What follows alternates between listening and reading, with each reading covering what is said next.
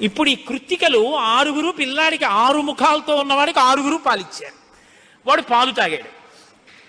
పుత్రస్త్రైలోక్య విఖ్యాతో భవిష్యతి న సంశయ.